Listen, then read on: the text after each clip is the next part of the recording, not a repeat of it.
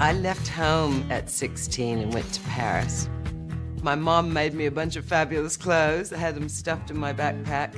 But I was so lucky, you know, I just met Helmut Newton, started modeling. Within a month, I was on the cover of French Vogue. I think it's part of my family's pioneer spirit. If you want to do it, just go do it. Texan-born Jerry Hall is among the most photographed women in the world. As one of the original supermodels, she has graced the cover of Vogue, starred in films, and appeared on the London stage. She and Mick Jagger were together for 23 years, and they have 4 children. Elizabeth and Georgia are both models, I'm very proud to say. Very successful. I'm showing off a bit now. I know that my father's side of the family originally came from England. Here is a photograph of my mom and dad. My mom was so pretty. They wanted her to be a model when she was younger, but my dad wouldn't let her. I know that my mother's family are direct descendants of the first families who went to Texas in the early 1820s. Sadly, she passed away 2 years ago. I'm gonna get all teared up, but I'm really wanting to find out for her. I have no idea where our pioneering spirit comes from. I suppose it's in the genes. We'll find out.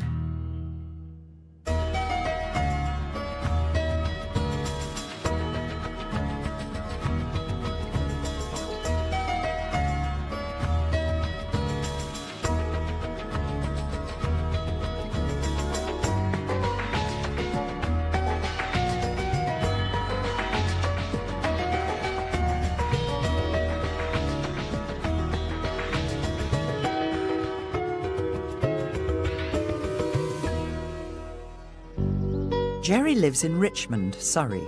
Her youngest son, Gabriel, still lives at home with her. So, Gabe, you're gonna be curious to find out about our family? Yeah, I'm very interested. You've always told me that we're from Texas, but I'd really like to know where beyond Texas we're from. Yeah, we just don't know very much. I was born in a house in Harwood. We had a farm, and it had no electricity and no running water. You know, my mom had 5 kids, so it was quite a tough life.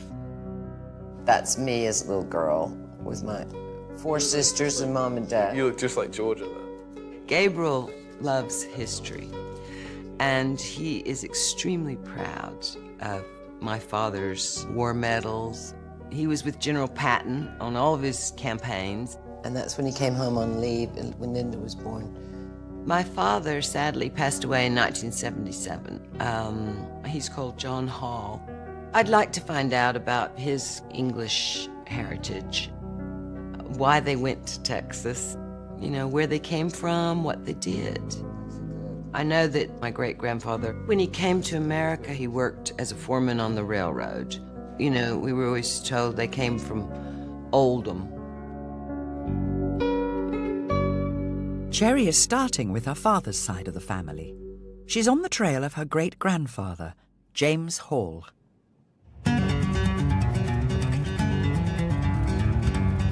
I'm not sure what profession my great-grandfather did, but I know that Oldham at that point was very big on textiles, fabric dyeing, which would tie in with me becoming a fashion model. So I don't know. I don't have a picture of my great-grandfather. I've got a picture of my great-grandmother, Parthenia Hall. Ladies and gentlemen, I'm making a final approach, so this service will terminate. Please just take a moment. Wow. Hi, Jerry. Hello. Nice to meet you. Lovely to meet you. Let's go on in. Jerry hopes social historian Emma Griffin can answer the question about what James Hall did before he went to America. Wow. Oh my gosh. So, this is obviously a restored cotton mill. Oh, wow. So my great-grandfather, James Hall, worked in a cotton mill. Yes. So he would have worked in something very similar to this mill that we're in now. Amazing. All the different machines on the same floor here.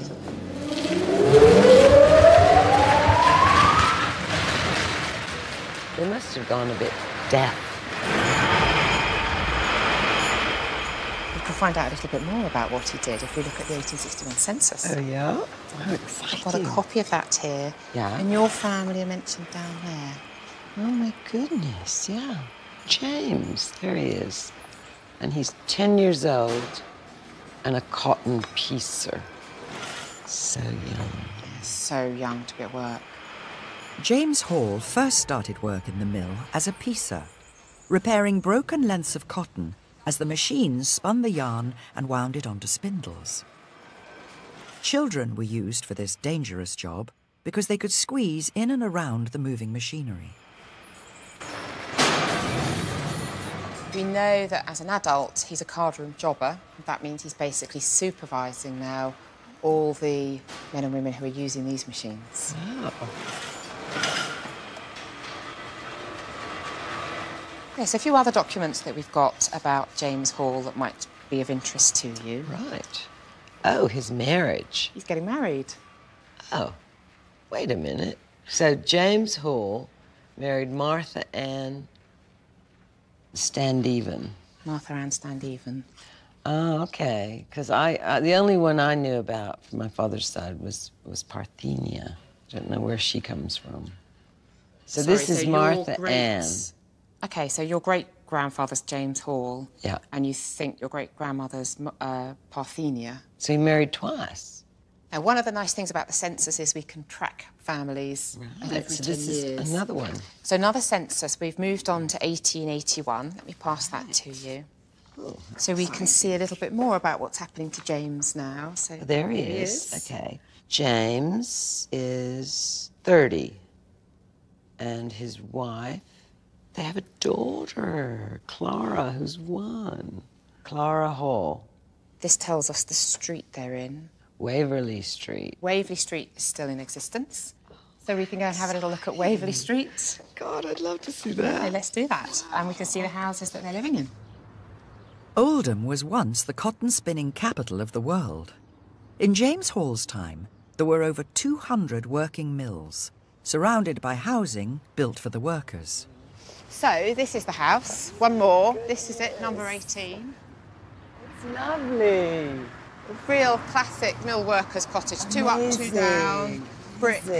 Just next door is his sister, and the one down there is his mother. You're kidding. So all of your family were in these 3 houses all together. God, right next Yes. door.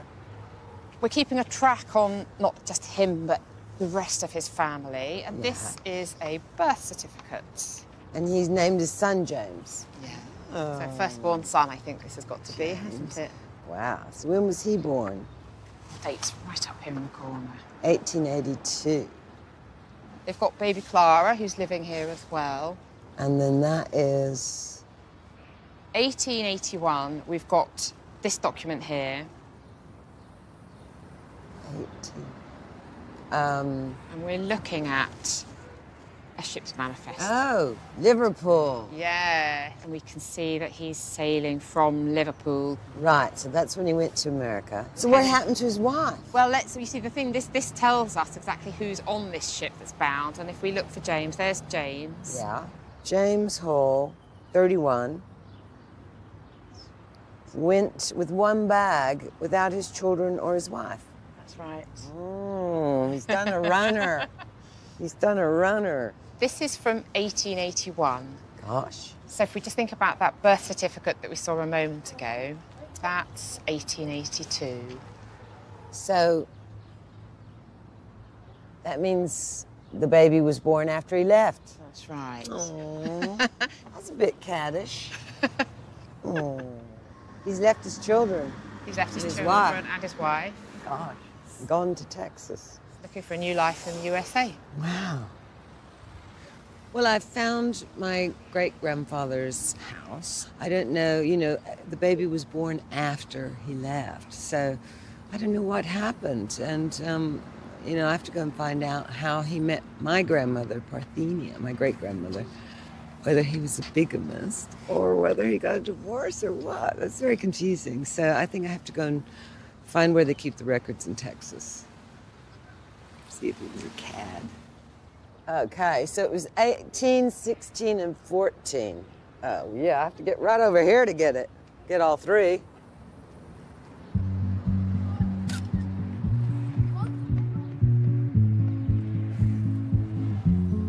Sunshine through today with seasonal temperatures. We should reach our normal high of about 82 degrees by this afternoon.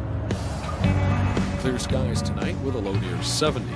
Increasing cloudiness tomorrow. I have a spirit of adventure to go off to Paris alone at 16. And seems like a lot of people in my family just kind of leave home. I mean, why would James, you know, leave his family and leave Oldham and come to this whole new place? We knew that he worked in the railroad, but, you know, how he went from being in the cotton business, you know, in a factory all his life, to Texas and the railroad. So that's why I'm here in Houston, trying to find what happened to him. And also, that woman was not my great-grandmother. An adventurous cad. God, I seem to always meet those kind of people. Jerry is meeting historian Ken Stavinoa at the Houston Public Library. Hi, I'm Ken Stavinoa. Very nice to meet you. Should we go to the library? All right. So, Ken, why would my great-grandfather have come to the States? So there was a lot of opportunity. Texas, in particular, was growing. They were looking for good people to populate the country, as well as the railroads were looking for people to help them expand. Yes, because we know he was a railroad foreman. Well, that makes perfect sense because the 1870s and 1880s were a peak construction period for railroads in Texas. This is from the Galveston newspaper, and this is really about a month before James would have emigrated. They want to complete the branch from Harwood to Gonzales. So I was born there and lived there in Harwood when I was a baby. Intersecting and controlling the heavy business of a section of county of unsurpassed fertility and being rapidly settled by immigrants of the very best class. Mass production of steel in the 1880s caused a boom in American railroad construction. More than 6,000 miles were built in Texas alone, and companies were running out of local labor. Immigrants, like James Hall, were tempted over to the United States with the promise of high wages and a piece of their own land. Railroad companies would dispatch recruitment agents to places like the north of England, where there was a plentiful supply of labor. They put advertisements and letters in local newspapers. This is one of them here, the Liverpool Mercury, and of course it's very small print if you'll look at that passage. A young man can land with little money and get work at once by taking the first thing that offers. Only he must be the right kind, for we want good men in Texas. He had a couple of things in his resume that I think would have been very attractive. He had experience with machinery, which of course when you work for the railroad you're surrounded by machinery. And it sounds like he also had some sort of supervisory experience. Yes. And why would he have come? Was it dangerous for the women and children then? Well, it certainly could be. Obviously, if they're used to a lifestyle in the city where there are provisions, you have water, you have food, you have shelter. Coming to a place like Texas, you didn't automatically have all of those things. Plus, being out in the wilderness, there were other things like disease that were rampant that you wouldn't necessarily experience in the city. Do you have any kind of way of knowing if he brought his family? Well, there is actually a shipping list. This is from 14th October of 1882. Oh, yes. So he did bring, oh, and there's the children. Martha is his wife, and his daughter Clara, and his son James. Right, and notice that this is their destination. They went to Luling. Wow. So a lot of my relatives are from Luling and around there, yeah. So that makes sense that they were coming out to join him. So how much later was that? This was 14th October, so it's just a year about after he... Oh, okay. So he wasn't a cad. Sorry. No, because she's not my great-grandmother. Okay. So I was trying to figure out what happened.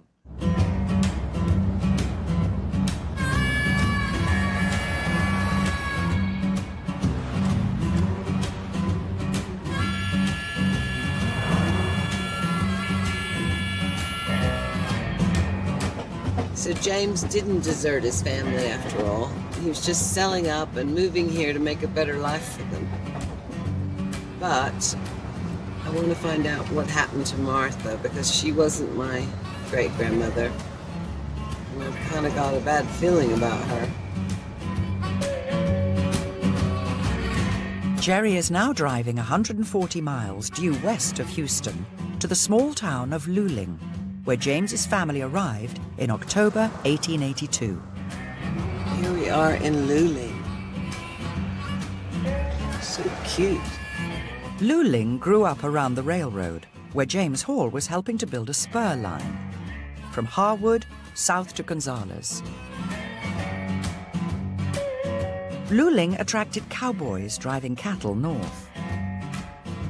The combination of cowboys and railway workers proved dangerous, and Luling soon earned a reputation for being the toughest town in Texas.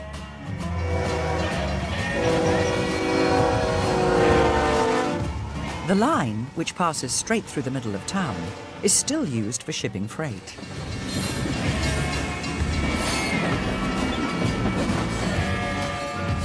Martha, Clara, and 8-month-old baby James Hall arrived here a year after Jerry's great-grandfather. Genealogist Dorothy Landau has been doing some research. Jerry's hoping she can tell her how they fared. I have some information here about James and his family. Oh, right. We have part of a letter here. It's from Margaret Clegg, his sister in Oldham, England. It's fragile, and there's writing on both sides. It would set our minds at rest if we had a letter. It's 8 months since we've had one, so I must write. You must write as soon as you can. Every week is like a month.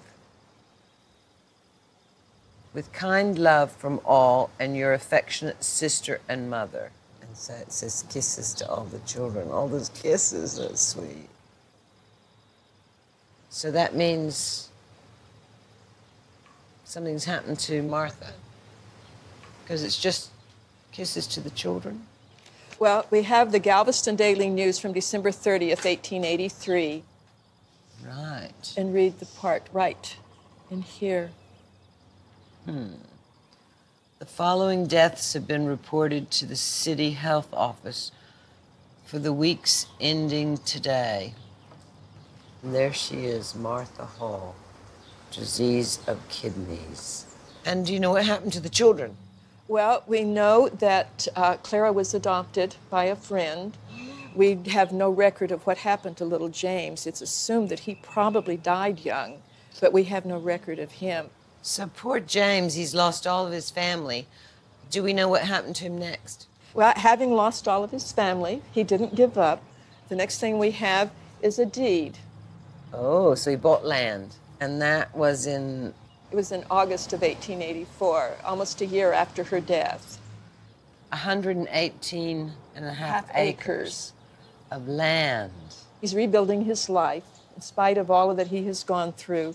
And then we find this lovely note. Oh, okay. So this is in October 1886. Miss P. Dunham, please would you accept my company for a walk this evening? If so, please tell the bearer yes, and I will be at Harvey's house at 2 o'clock prompt. James Hall. If no, please would you let me sit on the fence while you walk by? I remain your friend as ever, James Hall. Oh. So P. Dunham is Parthenia. Yes. And that's the marriage license. Oh, wow. James Hall and Miss Parthenia Dunham. And they got married in November 1886. So how long did it take from courting to marriage? Ooh, not very long. What? That's a month later. But it may very He's a well... fast mover. So how did it all turn out for them? We have the 1910 census. Right. Okay, so there's James Hall, Parthenia, John, Annie, Mary, Thomas, Margaret, Cecil. John is John Travis Hall. Right, so that he'd be my grandfather. Right. They had a total of 8 children. They're living in Gonzales County on the land that he purchased, the 118.5 acres. The spur from Harwood to Gonzales, the railroad, goes through his land. It was there when he purchased it. And you might like to go and see the farm. I'd love to. It's still there. It's still there, and part of it is still owned by family members. Oh, my goodness.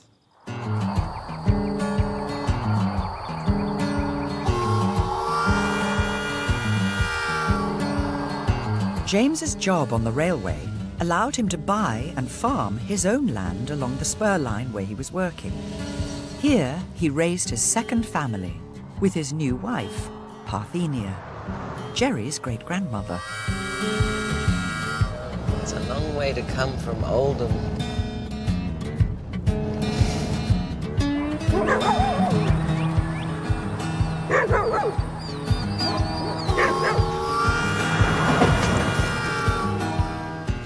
It's beautiful country.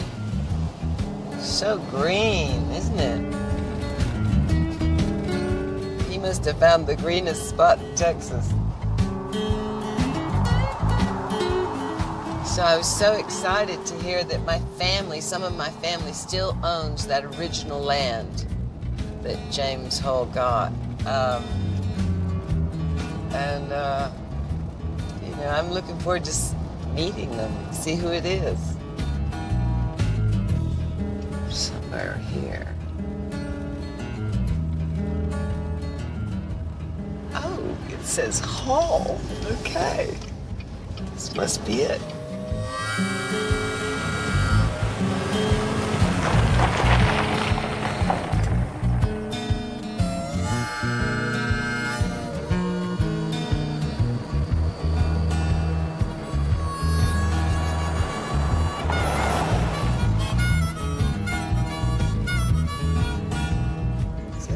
My relatives. Oh, gosh.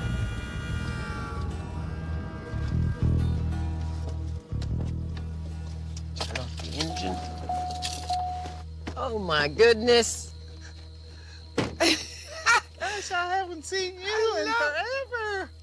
Do you remember me? Oh, my goodness. Hello. How nice to see you. Yeah, you too. Oh, I'm okay. Nice to So see far. ya. Yeah, last time I saw remember you, us? you was in a crib. Now, tell me who you are. I'm Joyce. Joyce. Annie and Cecil. Yeah. Daughter. Oh, Joyce is Jerry's father's cousin and James Hall's granddaughter, through his youngest son, Cecil. So that's Cecil's house. Yes. And is it still, people don't live there? No, but they could if it was cleaned up a little. You want to get in the back of the truck and Yeah. we can go up there? Okay, I'd love to. Fantastic. Oh, Well, my I'll drive goodness. if I can. Y'all trust me? Okay.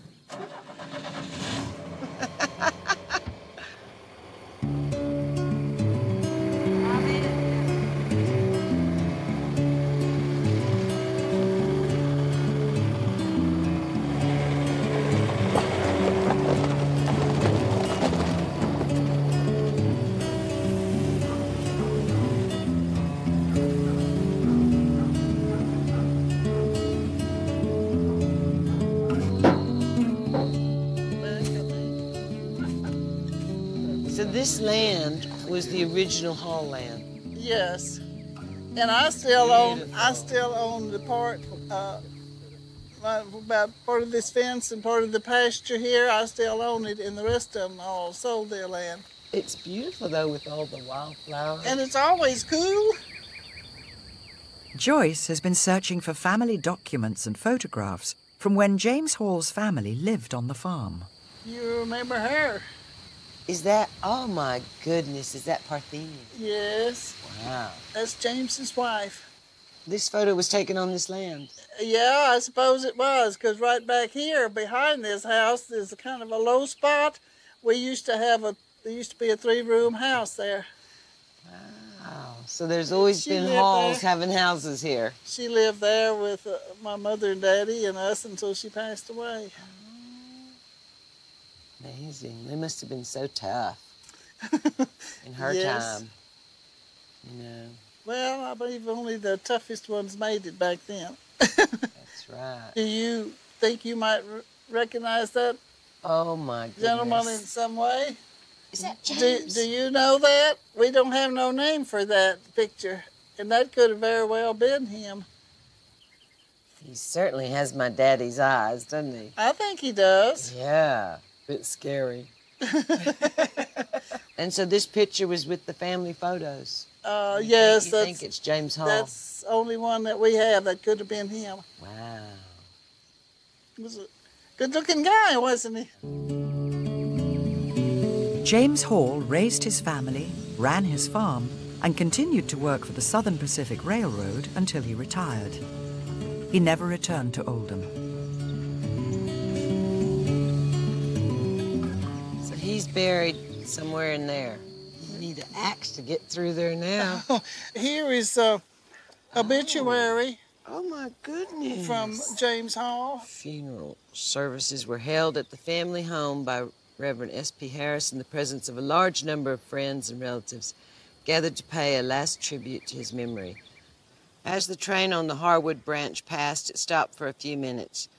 The crew going over to view the remains and laying floral offerings on the casket. That was sweet. And so that's that railroad there. Yeah, So they just walked over. that's where the rail train still goes by there every once in a while.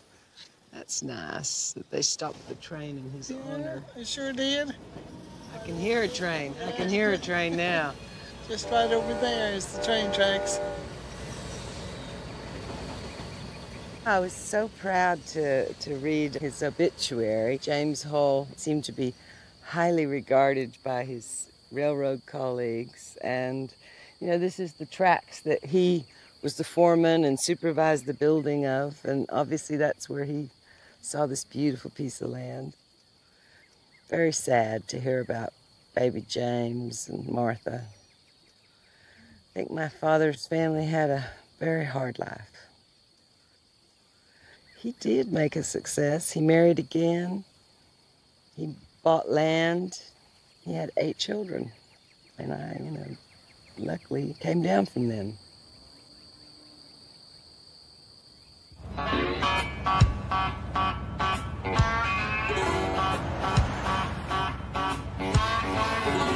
Growing up in Texas, we're used to going on these road trips, and I came home from Paris and took my friend Antonio down to my cousin Jonelle's wedding. And we stopped. He loved all these signs. It's beautiful, beautiful signs. And he took all these pictures of me in front of all these signs. He thought the American signs were so iconic and quite artistic. I was 16 on that trip. And, stopping everywhere. It was great fun. But I guess it's that sense of adventure. When I was with Mick, we just traveled and lived out of suitcases for 7 years. We never stopped traveling.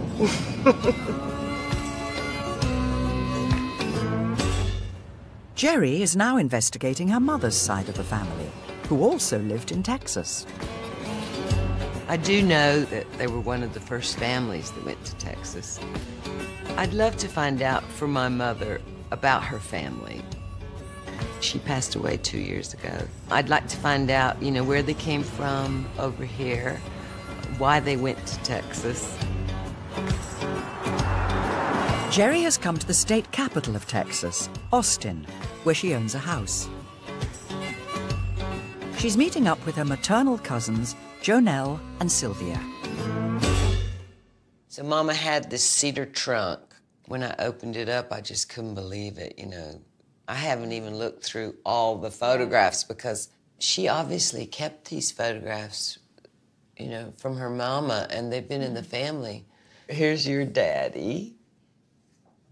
And Mama, Oh, my Mama, perfect. look at Willie. Yeah. Oh, he's so handsome, and they were pretty. And then Mama had these pins, which are the Daughters of the Republic of Texas. That means it's the first families that settled Texas. We're members through these people, Mary Margaret Wilkins and Isaac Best. It's a familiar name. Yeah, I've heard of Isaac Yes. Best.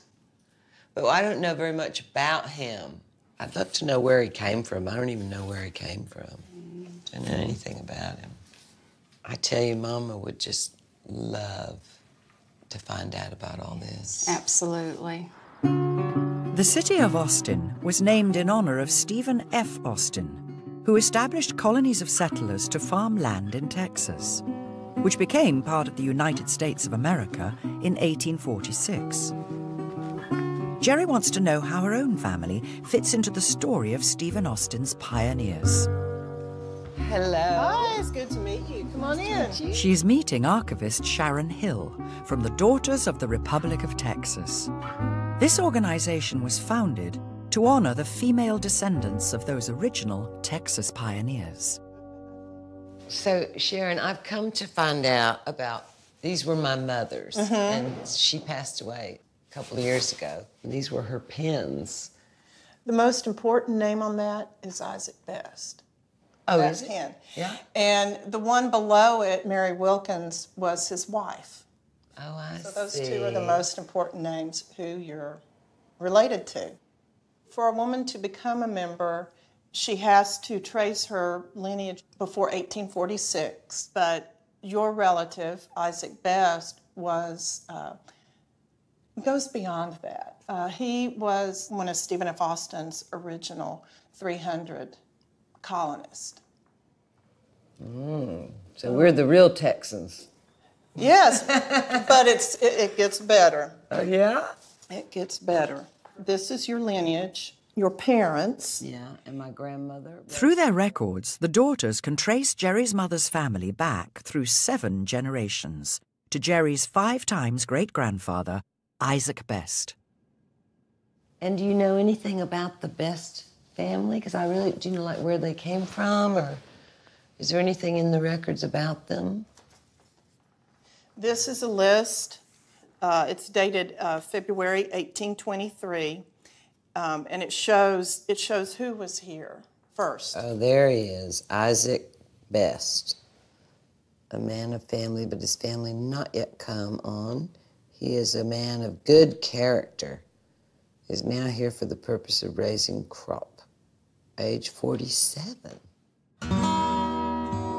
In 1823, Texas was still part of Mexico. This land was occupied by Native Americans, like the Comanche and Apache tribes. It had been their hunting and trading grounds for generations. But immigrants like Isaac were now being welcomed by the Mexican government to come and settle this area. During this time, Texas was Mexico used Texas as a buffer zone to buffer the interior portions of Mexico from Indian attacks. Got those crazy Europeans over to get killed off by the Indians first. Exactly.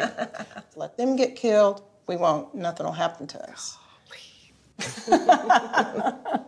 Every settler to Austin's colony got a league of land, which was 4,428.4 acres. Wow. That was a lot of land. Well, it was. What did he have to pay for this? $100. $100 for 4,000 acres. That's pretty wild. And it was good. It was good acreage. His particular property was on the Brazos River, because the river was very important for cattle, crops, trade. Okay, this is just part of a tax list. Oh. There's a translation. Okay. And you might be able to find a name on there. So, where is it? Let's see. Oh, Isaac Best, married, aged between 40 and 50. So 5 children and 4 slaves. He had slaves.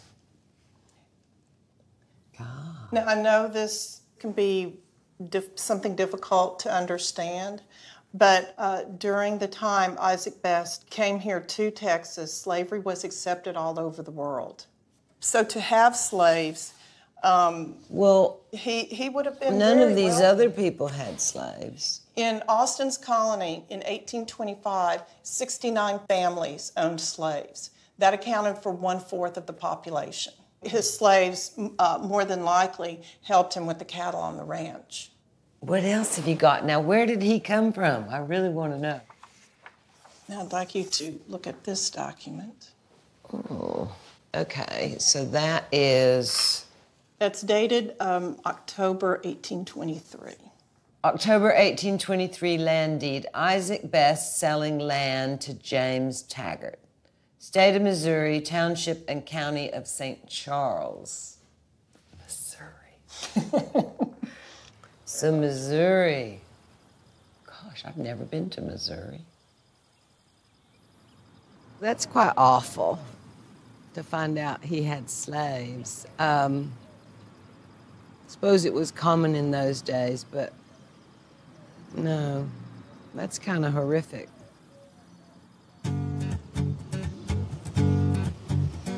I'm really curious to find out more about Isaac Best.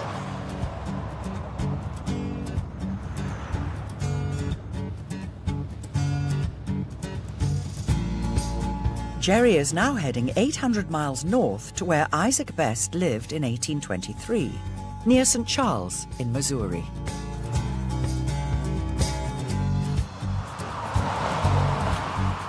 Isaac Best must have been a man of quite substantial means to take his family off on such a big journey. He must have had a lot of wagons. He must have had some money. Isaac Best and his family were part of the massive expansion across America in the 1800s that saw thousands of families migrating west.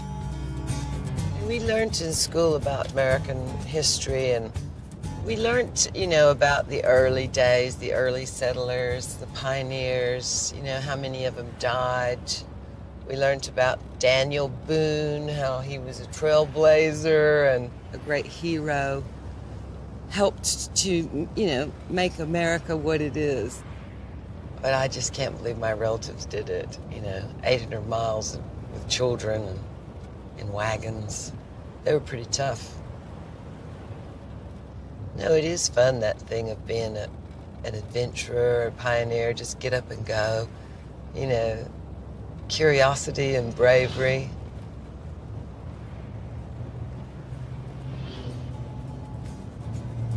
I've always enjoyed it, and now I see where I get it. Jerry is meeting historian Mike Harris at a place called Best's Bottom, about 60 miles from St. Charles. Hey. Hi. I'm Jerry Hall. I'm Michael Harris. How are you? Good. Nice to Good. meet you. Nice Thank meeting you too. So this is named after Isaac Best. It is named after Isaac Best and his family. That's correct. So this is Isaac Best's land? You are on Isaac Best's land right now. Oh my gosh, how amazing. Yes. Jerry, I think I've got something here you can help me with. Ooh, this is exciting. Now, one of the things that we're going to need here is just a few items. It's probably not as nice as the purse you've got, but let's put your arm in there like this. Yeah. Okay, that's good. Oh, we got a few more little niceties to add to your fashion statement. Ooh. Let's put this on. This is where you put your gunpowder? That's gunpowder. That's a powder horn. This is your priming horn. Ooh. So now you're about set. Oh, one more thing. Priming horn. Oh. Last piece of the equipment. What a beauty. Would be this. This is just like Daniel Boone's gun, isn't it? It's fantastic. This is a 50 caliber flintlock long rifle. This is exactly the sort of gun that Isaac Best and the people who are out here would have actually been using. Gosh, it's heavy. Yeah, it's very barrel heavy. They use this for hunting and, of course, defense if necessary. What I have here is a document that shows a map that was drawn of this territory in 1814. Right. You see here is the Missouri River, and then over here you can see, can you read this, what it says here across from the mouth of this river? Is that homesteads? Yeah, it says settlement of 20 families. Oh, right. And so that's Isaac Best and those people who are living right here, right directly across from the Gasconade River. Golly. And of course, this was the 1804 treaty line that was drawn up between the Americans and the Sac and Fox.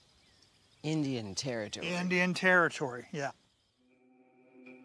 As they pushed west, the settlers colonized land previously occupied by Native American tribes. This created the frontier, which became a line of conflict between settled America and Indian territory. Isaac Best's land was right on this line. So this was all Indian land and they wanted it back. Right. These Indians would come down this region and began to attack these settlements down here, including Isaac Best. Wow. This is one that I drew up, kind of showing what the farm looked like when Isaac Best was probably living here. Wow. Now, do you see anything on here that you think is kind of unusual? So this was like a two-story building? Right. This two-story building here is actually would have been a block out. Right. And so instead you had small holes. Oh, yeah. What do you think those might have been used for? Like a fort. It was. Very good. And remember I showed you the map showing the 1804 line. Yeah. And that treaty that had been signed. There was a lot of the Sac and Fox that were not happy with that at all. But this is what Isaac Best and his family would have had to kind of live with almost day to day. And of course they would have had to be careful because they never knew what was going to come out. It must have been so frightening for them. It was very frightening for most of them. He was pretty brave. He was pretty brave, extremely brave to be able to live here. So they were real cowboys and Indians. Real cowboys and Indians back then, yeah. Amazing. So right here in this area is where Isaac Best would have probably had his home. In 1817, when U.S. surveyors came through, they marked that the river came as far up as we're standing. Now this is a document that came from a fellow by the name of Lyman Draper. Now Dr. Draper came in this area in the 1840s and 50s and began to talk to these old pioneers who lived here. So start right about here, see what you can read of that. In about 1814, Isaac Best's family, residing on the north bank of the Missouri above the mouth of the Luttra and not far opposite the mouth of the Gasconade, Best and William Callahan were at Best's house, and dogs spied Indians creeping up through the corn towards the house. See, dogs are good. Mm-hmm. The dogs and these two white men kept the Indians at bay till Mrs. Best and Mrs. Callahan and children ran down and got into the canoe and escaped. Mm-hmm. In the fight, Callahan was shot through the thigh, a flesh wound, and they both escaped to Fort Clemson. Indians robbed the house.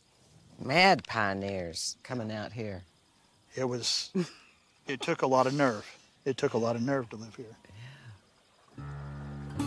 With his family safe, but his home ransacked and pillaged, Isaac Best traveled more than 50 miles to the nearest town of St. Charles to report the attack. He arrived here on the 8th of August, 1814. Dr. Steve Dasovich has been searching through the archives in St. Charles. This is where we're going to go and look at all these great documents. Right.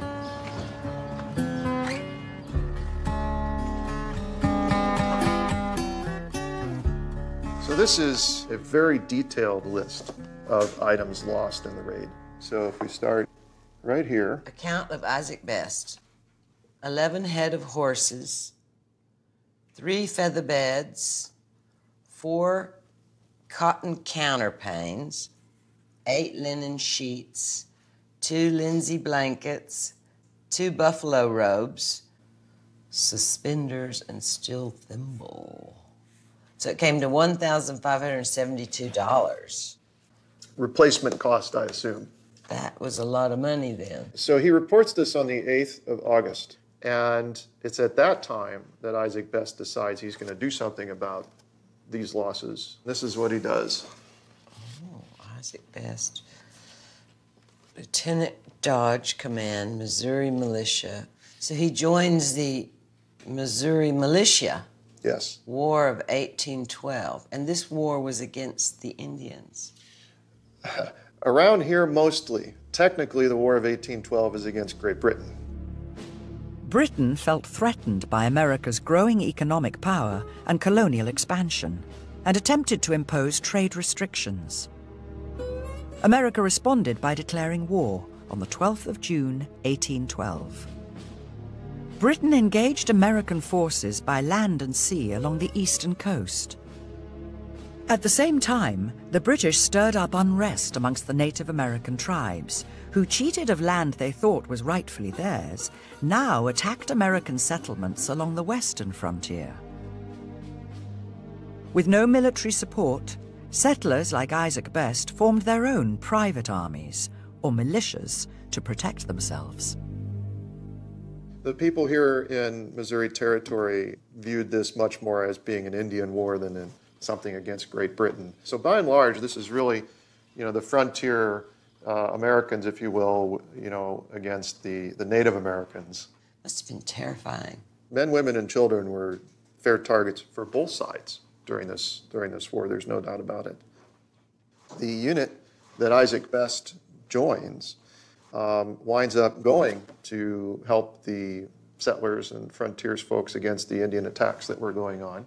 He joins what becomes a very famous unit. This Lieutenant Colonel Dodge becomes a very famous sort of frontier figure here in the United States that's under the command of Daniel M. Boone. Captain Daniel Boone. Cool. Now that is not the Daniel Mounted Boone. Militia. Oh, it's not? That's Daniel's son. Oh. Mounted Militia of Missouri Territory. Well, these folks were actually rather dangerous units to the Indians. They were good at understanding how the Indians worked, how they fought, how they moved. Isaac Best's militia brought some relief to the besieged settlers along his part of the frontier, but it wasn't to last long. The following spring, the attacks started again, and this time it was Isaac Best's eldest son who joined the militia. So this is the account of Isaac Best Jr.'s, one of the actions he found himself in. 19-year-old Isaac Best Jr. Right. This is in April of 1815. The detachment proceeded several miles into the woods. Suddenly, they came upon a band of Indians. Savages outnumbered Rangers by 4 or 5 to 1. The militiamen turned and fled with Indians in close pursuit. About midday, Rangers reached the shoreline and turned to fire on their pursuers, who were closing in, and the white men plunged into the water and swam toward a drift in the river. Looking back, Weber saw a savage swimming towards him with a knife in his teeth. The ranger dived under the surface and drew his own blade from its scabbard. He came up beside the red man and plunged the steel so deeply into the Indian's breast that he couldn't withdraw it. The savage body sank in the water. Only 3 men survived the chase. Best's body was taken from the river weeks later near Carondelet, a village below St. Louis. Gosh.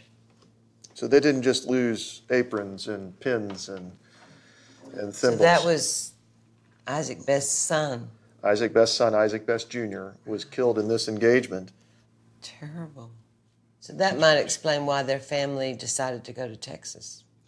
It could very well explain that. Got fed up with Indian attacks. These Indian attacks are going on all over the place in the frontier. Must have been so frightening for the families. I mean, it's quite a moral dilemma in a way, because they're taking the Indians' lands. But they don't see it like that, do they? Hopefully it fills some gaps in the family story. Wild times. It's like a movie. It really is. Steve has one last document. It provides a clue to where Isaac Best's family came from before they pushed west into Missouri. We do hereby certify that Humphrey Best has 400 acres in the District of Kentucky Kentucky County. So Humphrey Best is Isaac Best's father. I'm losing track of how many land grants they've had. Whew. Under our hands at Boonesboro, the 20th day of December, 1779. They came from Kentucky to Missouri to Texas. Yes. It's been amazing today to hear about Isaac Best. I mean, really, it's just like a Western movie. I mean, you know, cowboys, Indians, savage, swimming across the river with knives in their mouths. Very, very brave people. He was being attacked the whole time, so he was having to defend his family and children. And constantly going, you know, from one frontier to a farther frontier, you know, never settling down. And very surprised to hear that the story now goes to Kentucky. I had no idea.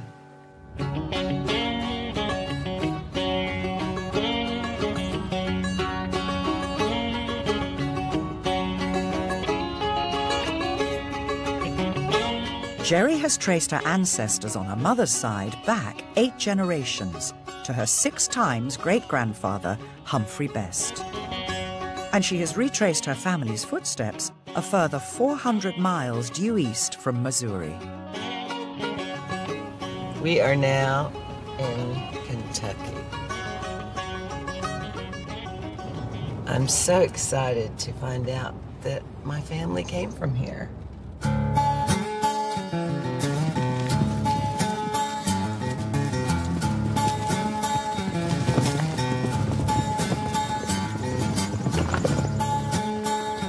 The journey west that Humphrey Best and his family undertook was arduous and dangerous, with the constant threat of attack. There were no roads. It would have taken them the best part of 3 weeks on horseback. And they used to go down the creeks? The streams and dry creek beds, this would have been the roadways of the time.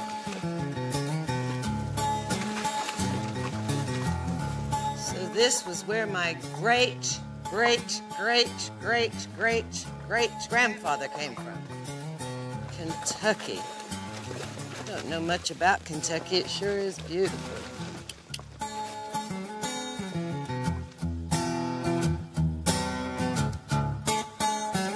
Jerry is riding out with Bill Farmer, the curator of this historic fort at Boonesboro.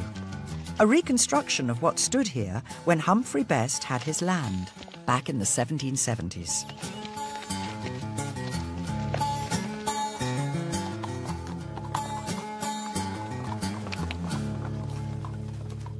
This is called Boone's Fort. Does that name sound familiar?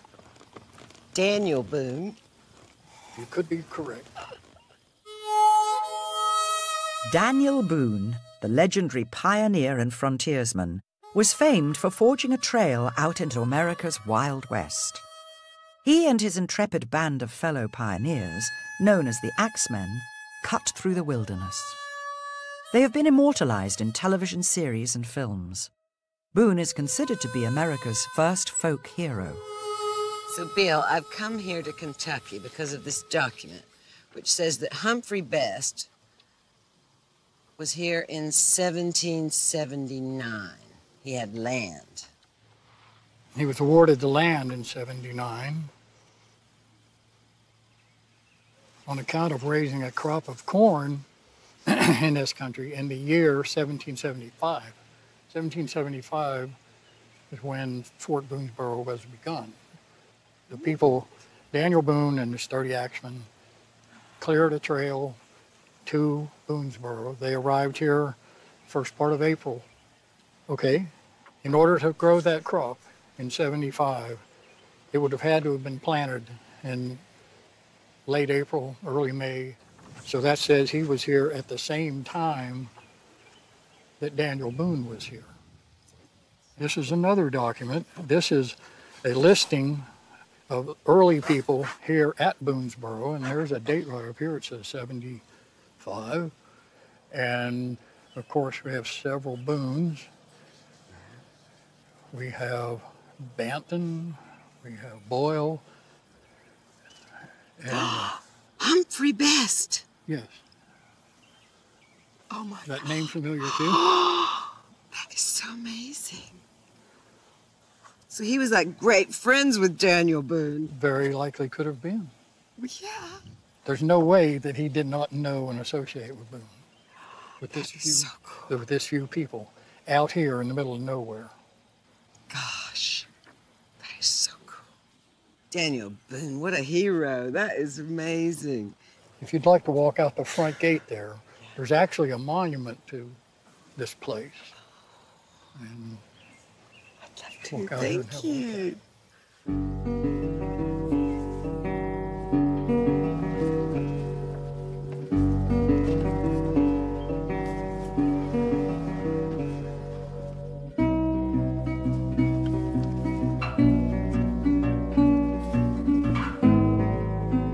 In front of the fort stands a monument to those original pioneers who carved a trail out west into today's Kentucky and who settled here. Oh my God. That is so amazing. Humphrey Best, Moses Best, Stephen Best. 3 of them. That's so great. Golly. Oh, I tell you. My mom would be so proud. So they were so important in making America. Brave men, pioneers. I found where I come from.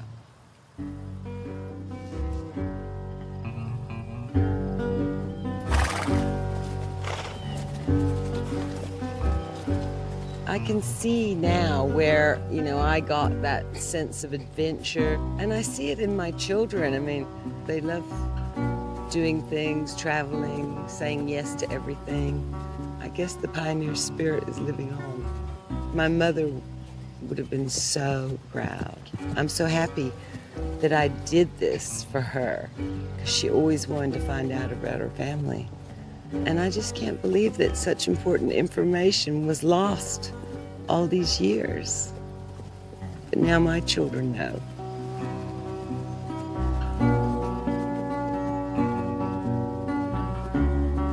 EastEnders actress Lisa Hammond